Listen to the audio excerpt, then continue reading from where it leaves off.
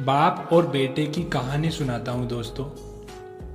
एक व्यक्ति ऑफिस में देर रात तक काम करने के बाद थका हारा घर पहुंचा।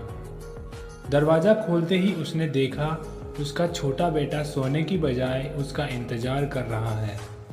अंदर घुसते ही उसके बेटे ने पूछा, पापा क्या मैं आपसे एक सवाल पूछ सकता हूँ?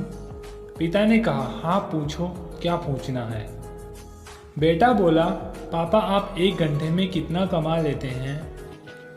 पिता ने झुंझलाते हुए उत्तर दिया, तुम्हें इससे क्या लेना देना है और तुम इतने बेकार से सवाल क्यों कर रहे हो?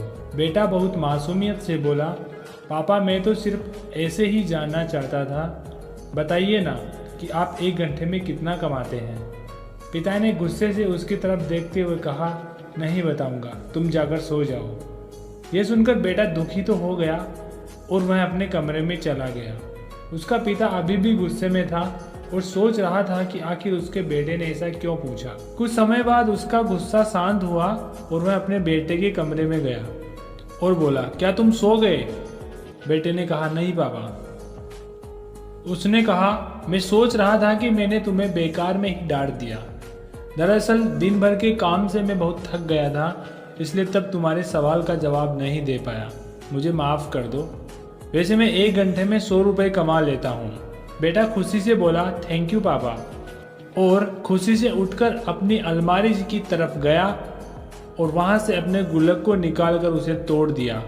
फिर उस गुल्लक से ढेर सारे सिक्के निकाले और उन्हें गिनने लगा। सिक्के गिनने के बाद वह अपने पापा के पास आया और बोला, पापा मेरे पास ये 100 रुपये हैं, क्या मैं आपसे एक घंटा कल खरीद सकता हूँ? आप यह पैसे ले लीजिए और प्लीज़ कल घर जल्दी आ जाइएगा। मैं आपके साथ बैठकर खाना खाना चाहता हूँ। यह सुनते ही उसके पिता के आंखों में आंसू आ गए। दोस्तों आप इस कहानी की गहराई समझ सकते हैं।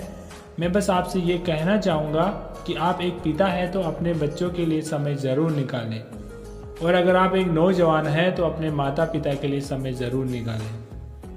Thanks for watching.